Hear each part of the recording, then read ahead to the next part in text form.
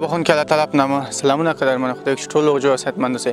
ننګرهار سره کل سوالي ته راغلي یو او دلته مو دا ځل الحمدلله یو څلور بېوزله کورنیو ته اوړه او غوړي راوړي دي.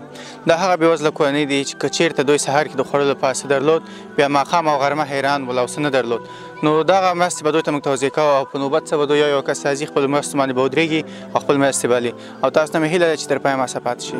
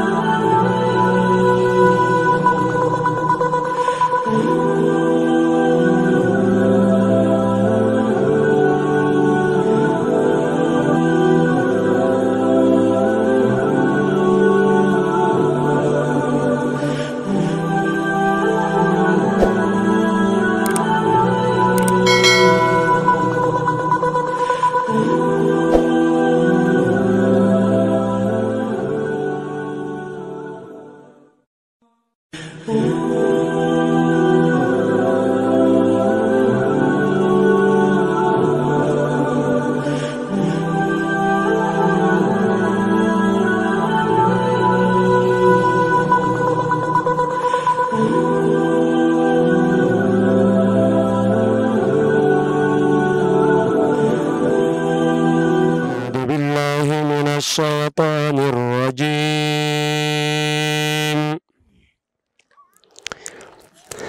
بسم الله الرحمن الرحيم.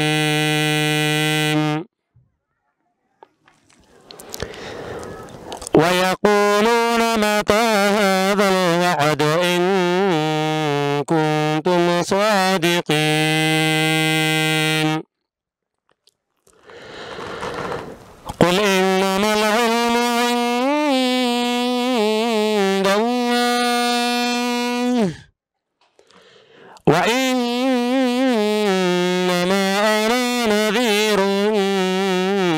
مبين فلما رأوه زلفة سيئت وجوه الذين كفروا وقيل هذا الذي كنتم به تدعون قل أرأيتم إن أهلكني الله ومن معي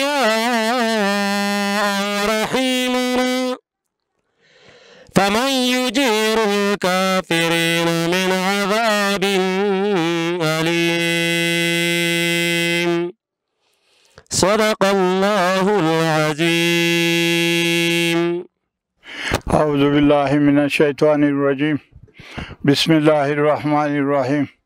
محترم حاضرین و کشران و مشران و سپین ږیرو هر کله راسئ، خدای دې تاسو سره ښه وکړي او همدارنګه دغه مواد که څومره چې موږ راوړي دي انشاءالله موږ به کوشش کوو چې د دې نه یو وروسته دې نه زیات مواد راوړو د تاسو دپاره او د دغه خیریه موسسې د خوا تاسو ته دغه معمولي شی راوړل سوی دغه په غټ شي باندې وشمېرئ او من الله توفیق. بسم الله الرحمن الرحیم. السلام علیکم ورحمت الله وبرکاتو. الحمدلله بې بنسټ وشو کولی یو ځل بیا د سرک د خلکو په خولو مسکا راولي او دغه مرسته د 104 کورنیو ته برابر کړي.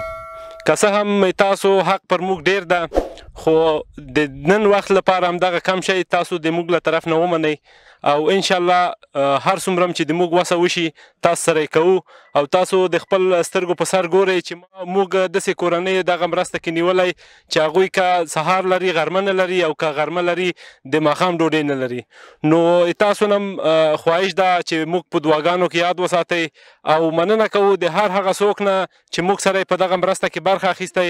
ټولو نه مننه، که څه که هغه مالی برخه کې موږ سره مرسته کړی، که هغه ځاني برخه کې موږ سره مرسته کړی، ټولو نه مننه کوو او تاسو نه خواهش دا ده چې په دعاګانو کې یاد وساتئ.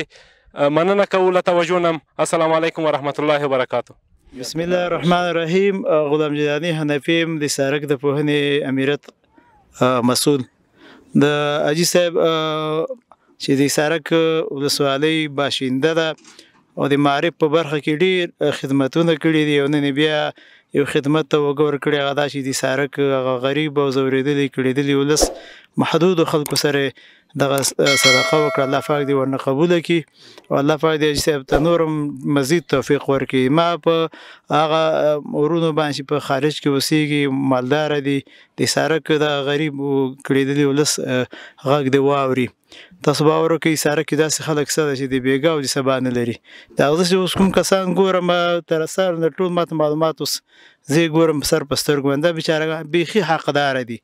دا خلک دي چې بیخي اسم نه لري. الله پاک دې د اجي صاحب په عمر کې او په ملګرو کې په دې استعداد کې د برکت واچي او موږ ونه هیله همدا کوو چې د معرف په برخه کې هم ډېر خدمات وړاندې کړي. څومره خدمات چې ده وړاندې کړي دي دغه مخامخ تاسو ګورئ کتابخانه یې جوړه کړې ده د پیر خمشر صاحب همدغه شان نور موږ سره په معرف کې ډېر کومک کړی ده. ورباندې بیا اجي صاحب محترم باندې بیا غږ کوم چې موږ سره په ادارو کې چې څومره اداري تدریسي او کوم پرشونه دي دا نسته ده په دغه باره کې موږ سره کومک وکړي نو دا به د لپاره د دنیا او د آخرت سرلوړتیا یې الله پاک جهود دی سرلوړی لري او الله پاک جهود افغانستان خپل قدرت سره جوړ کړي. خدای پاک دې نور منګه د ګاونډیانو ته نه محتاجي. والسلام علیکم ورحمت الله وبرکاته. قبول کی کومه صدقه چې دوی راوړې ده الله تعالی دې ته د لور نه عوض او بدلې ورکړي. الله تعالی دا مظلوم مسلمانان افغانان د نړۍ د محتاجۍ نه وساتلی کړي او یا الله تعالی د موږ ملک دا مظلوم افغانان الله تعالی په خپل قدرت الهي سره ټول په پښو ودروي. حلال رزق ټولو ته الله تعالی ورکړي. دوی چې کومه صدقه راوړې ده الله تعالی دا صدقه یې قبوله منظوره کړي او الله تعالی په دواړو جهانو باندې عوضونه او بدلې ورته ورکړي او یا الله تعالی چې دوی سره هر چا همکاري په دې کې کړې ده ټولو ته عوضونه او بدلې ورکړي. الله تعالی د ټولو خلکو د افغانانو طرف ته متوجه کړي او د دې مظلوم افغانانو تر څو څومره کومکونه کوي الله تعالی ټول آباد او خوشحال لري. الله تعالی د دوی دا راتګ دلته د دې مسلمانانو دپاره د خیر ذریعه وګرځي او الله تعالی په دنیا او آخرت باندې عوضونه او بدلې ورکړي. وصلی الله